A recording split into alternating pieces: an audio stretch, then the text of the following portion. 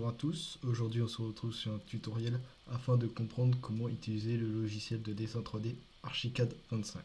Alors dans ce logiciel, on peut y retrouver plusieurs outils, tels que les outils de la barre de tâches, comme la pipette ou le mètre qui va permettre de mesurer les distances. Nous avons sur le côté tout ce qui est outils de structure tels que les murs, les portes, les dalles. Mais nous avons aussi les calques ainsi que les étages, les coupes ou les façades. Alors tout d'abord, on va utiliser l'outil ligne pour dessiner la forme du bâtiment ainsi que l'emplacement des fenêtres pour simplifier la réalisation des plans. Alors tout d'abord, on va utiliser l'outil mur qui se trouve juste ici et sélectionner le mur de notre choix avec la petite flèche qui se trouve là. Une fois sélectionné, on commence à tracer.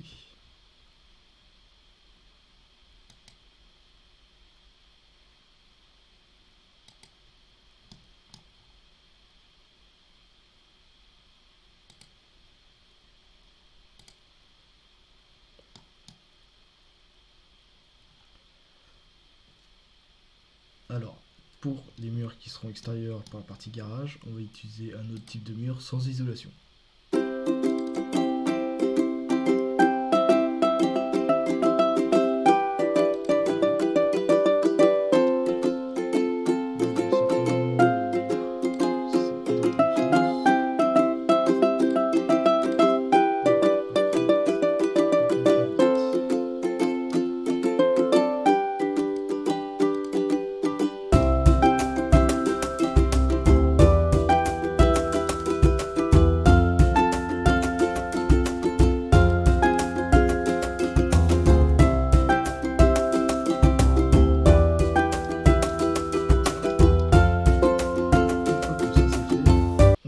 Passer au mur intérieur. On va prendre les cloisons de 72.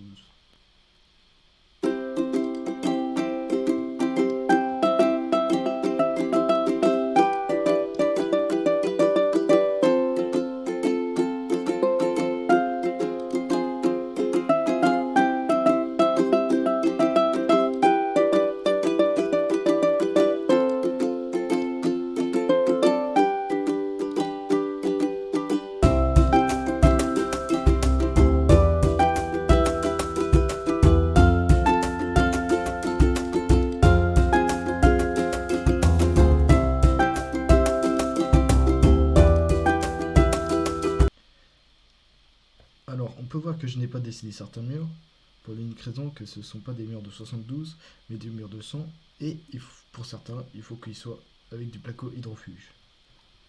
Alors, moi dans ma sélection, ils sont juste là. Non, c'est pas bon. Si je viendrai avec celui-là tout à l'heure pour faire cette partie-là.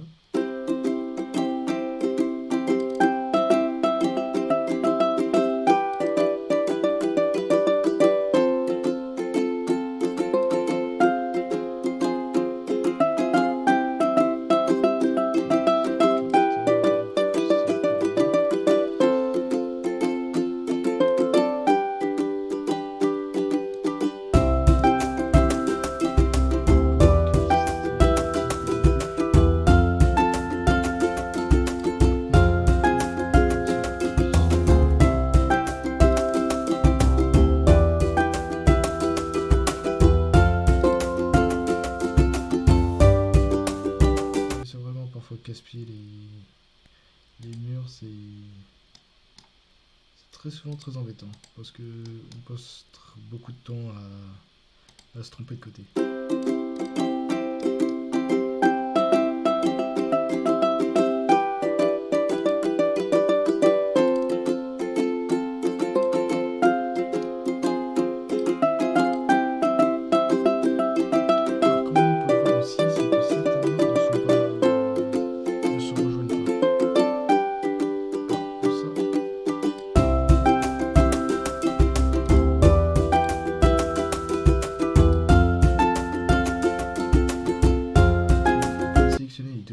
Après, utilisez l'outil qui est en haut, à droite, intersection, et ils se rejoignent.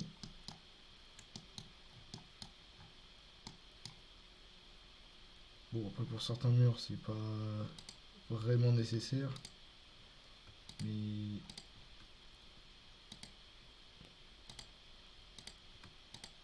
pour certains, il le faut.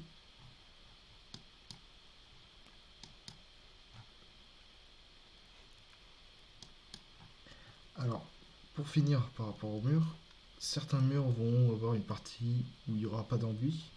Et pour recouvrir d'enduit, on utilise l'outil tête de mur qui se trouve en bas.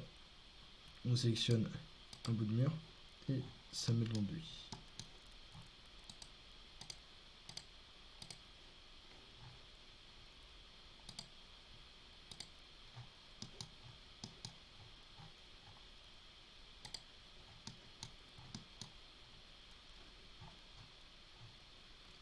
Voilà, c'est bon. Alors, une fois que ça c'est fait, on va venir placer la dalle, qui est l'outil qui se trouve juste ici. On va prendre un coin de mur. Et je vais sélectionner l'option rectangulaire vu que ma forme n'a que 4 faces et c'est rectangulaire, donc c'est bon. Et on va faire la même chose pour le cadrage.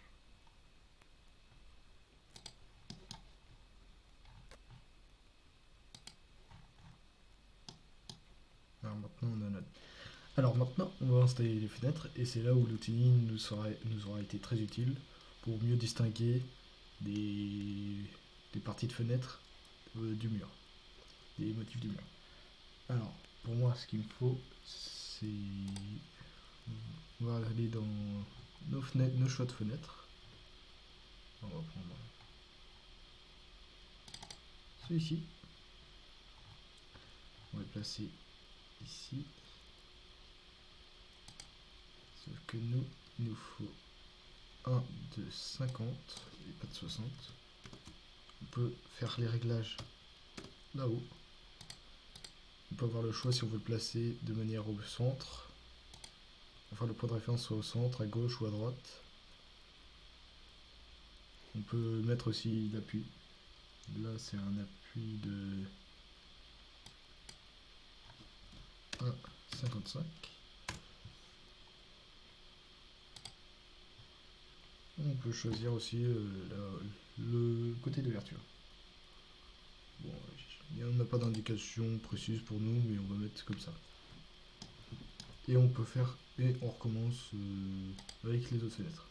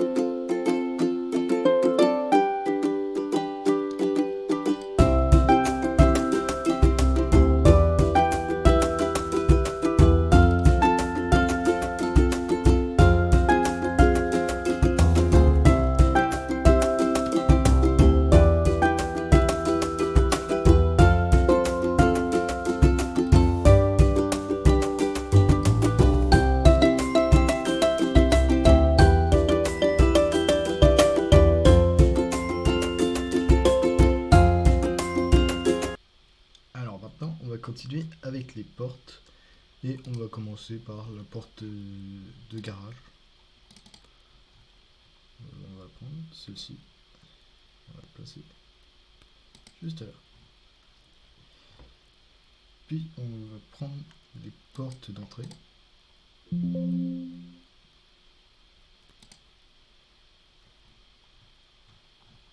Alors on a un choix assez grand de portes qu'on peut retrouver dans l'option en appuyant dessus.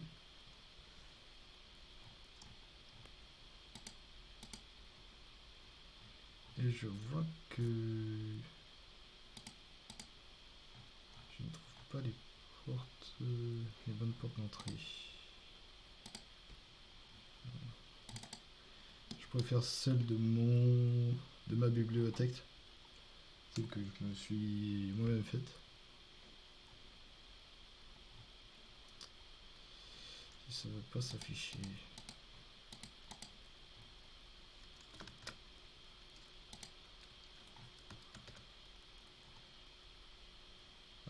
Voilà. Alors, 100 mètres. Non, 100 cm. C'est préférable. Hop, on va le placer juste ici. Et il y en a une deuxième de 80 qui se trouve juste là. Alors maintenant pour les portes intérieures, on a des portes coulissantes ainsi que des portes classiques. Bah, tout d'abord on va commencer par les portes classiques. On en a une ici.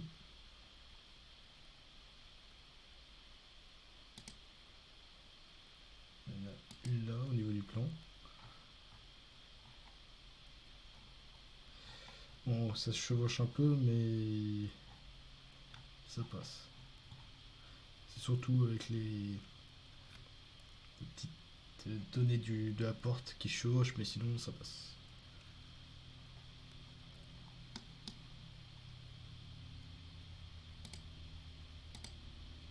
On en a une ici.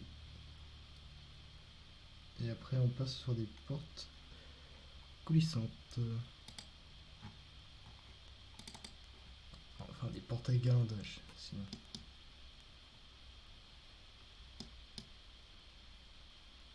Il y en a une ici.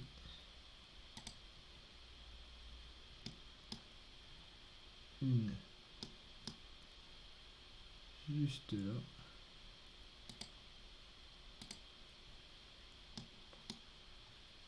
Une centrée ici.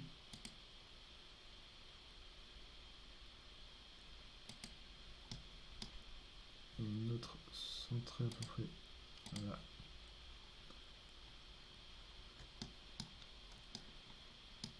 Et voilà, on a posé toutes les portes du bâtiment. Alors maintenant, on va passer à l'aménagement de la maison. C'est-à-dire placer tout ce qui est lit, toilette, table, et tout ce qui est matériel cuisine. Alors on peut retrouver ça dans ce petit outil là. Bon, là c'est encore ma bibliothèque personnelle.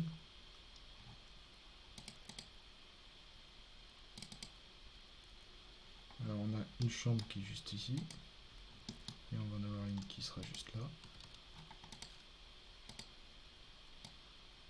Alors, comme on peut voir là, cette petite barre nous permet de choisir entre différents outils, entre déplacer, rotation, ce sera les deux plus importants en tout cas. Après il y a de la symétrie, mais c'est surtout ces deux-là qui vont être le plus intéressants.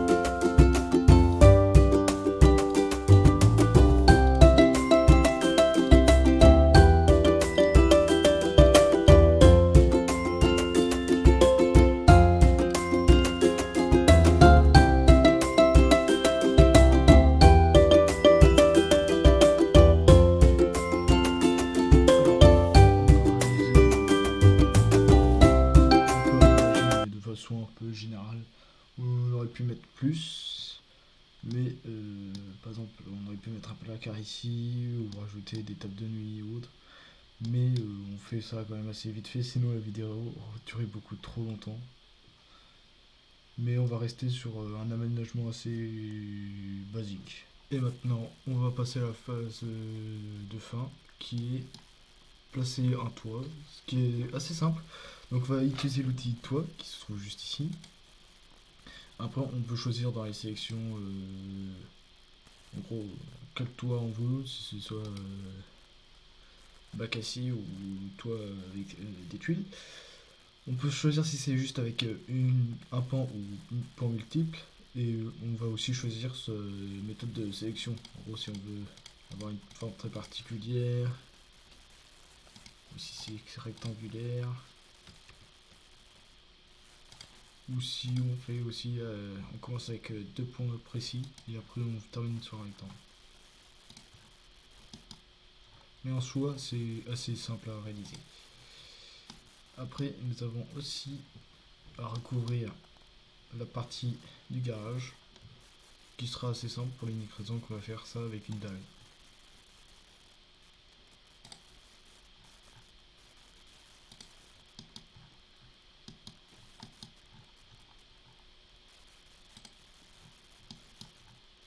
Après, pour certaines choses, on doit régler justement leur hauteur et autres. Mais sinon, ça devrait aller.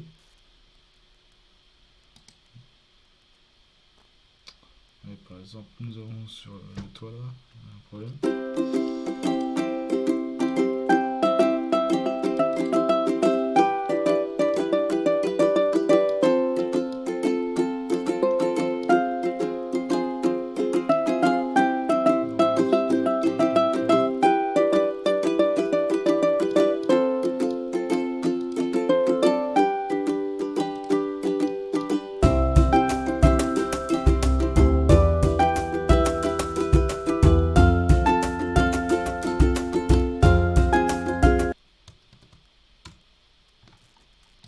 Et voilà, c'est réglé.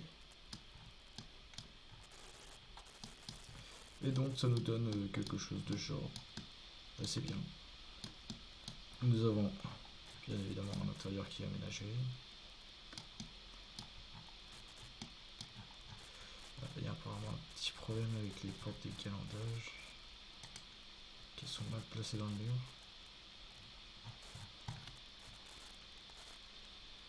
Mais sinon ça devrait le faire pour le reste. Après, bien évidemment, on peut aussi personnaliser l'enduit du mur. Par exemple, si on clique dessus, on va dans l'option du mur, modèle, on rajoute ça. Et après, on peut choisir. On va prendre par exemple le marron moyen, on va prendre sur les trois. Hop, on sélectionne et ça change l'enduit.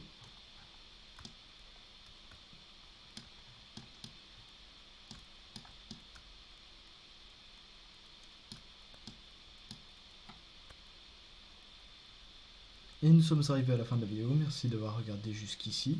Si vous avez la moindre question sur comment modifier quelque chose ou vous avez un problème et vous ne savez pas comment régler, n'hésitez pas à demander en commentaire et je serai ravi de vous venir en aide. J'espère que ça vous a plu. N'hésitez pas à liker ou à vous abonner.